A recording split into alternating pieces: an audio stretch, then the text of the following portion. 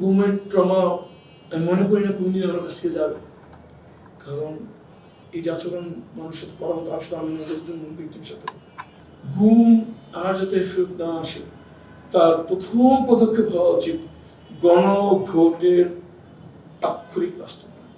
ঘুম অবস্থায় অনেকটা জীবন্ত কবরে আপনি ছিলেন, সেখান থেকে সংসদ সদস্য। এবং ওই ঘুম অবস্থায় আপনি কোন জিনিসটা সবচেয়ে বেশি আকুতি বা আমাদের আবেগের কোন জায়গাটা সবচেয়ে বেশি কাজ করতো?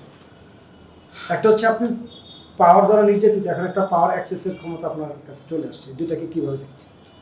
আমি মনে করি যে ক্ষমতাসীন যারা আছেন তাদের এই জিনিসটি মনে রাখা সবচেয়ে প্রয়োজন যে ক্ষমতা চিরস্থায়ী নয়, আর যত ক্ষমতাধর হোক একদিন থেকে মৃত্যুবরণ করতেই হবে এবং সর্বক্ষমতাধারী আল্লাহর কাছে সামনে দাঁড়িয়ে থেকে জবাবদিহি করতেই হবে।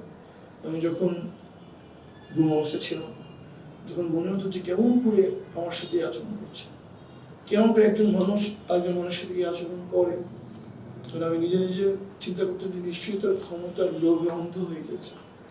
তারা ভুলে গিয়েছে যে ক্ষমতা শেষ হয়ে জীবন শেষ হয়ে একদিন পরকাল আসবে। আমি মনে করি যারা ক্ষমতার স্থানে আছেন তাদের এই কথা মনে রাখা, মৃত্যু আসার আগেও এই ক্ষমতা চোখের পলকে আমার হাত থেকে চলে যেতে পারে। সুতরাং এমনভাবে ক্ষমতা আমরা প্রয়োগ করবো যাতে কালকে আমাদের আল্লাহর সামনে দাঁড়িয়ে জবাবদিহি আমরা করতে পারি। আর দ্বিতীয়ত, আমি যখন ক্ষমতা আমার চলে যাবে তখন যেন আমি হিংসার পাত্র না হই, তখন যেন আমি আক্রোশের পাত্র না হই, সেই জিনিস মাথায় রেখে যেন আমরা কাজ করতে পারি। ঘুমের বিষয় কি এখনো আপনার ট্রমাটাইজড হয় কিনা, এবং ভবিষ্যতে কোনো আশঙ্কা করেন কিনা যে এই দেশে আবার একটা ঘুমের সংস্কৃতি চালু হতে পারে? অবশ্যই ঘুমের ট্রমা আমি মনে করি না কোনদিন আমার কাছ থেকে যাবে, কারণ এই এই যে আচরণ মানুষের সাথে করা হতো আসলে আমি নিজের জন্য ব্যক্তির সাথে সুপরিকল্পিতভাবে এই বন্দীদেরকে মৃত্যুর চোখ কঠিনে অভিজ্ঞতা দেওয়ার কার্যক্রম সেখানে চলছে। সুতরাং আমি ভুলিনি এবং আমি ভুলতে চাই না, এই আশায় যে আমি না ভুলে কথা বলে যাই, হয়তো এই আমার কথার মাধ্যমে আর কোনোদিন এই বাংলার মাটিতে ঘুম ফেরত আসবে না।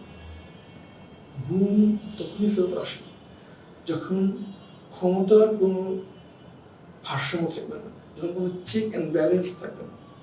আর এটি ইউনিভার্সাল ট্রুথ আছে যে পাওয়ার করাপ্টস, অ্যাবসলিউট পাওয়ার করাপ্টস অ্যাবসলিউটলি। ক্ষমতা দুর্নীতি পরায়ণ করে দিলে অবশ্যই, আর যত অনিয়ন্ত্রিত ক্ষমতা আসবে তত এই পূর্ণাঙ্গ দুর্নীতি আক্রান্ত সেই ক্ষমতা ধর বিকৃতি হয়ে যাবে।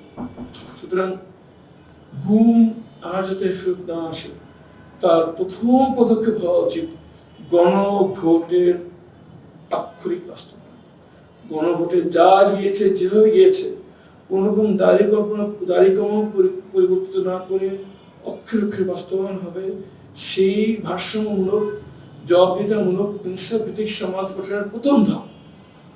আর চূড়ান্ত ধাপ হচ্ছে আমাদের রাজনৈতিক ধারা পরিশীলিত হতে হবে, আমার রাজনীতিবিদদের চিন্তার পরিবর্তন আসতে হবে, এবং আমরা যখন ক্ষমতা থাকবো তখন আমরা রাজনীতির জনগণের শাসক নয় সেবক হব, এবং আইন এমন হবে যে ক্ষমতাধরদের সেবক হতে বাধ্য করা হবে, তাদের খেয়াল ছেড়ে দেবে না।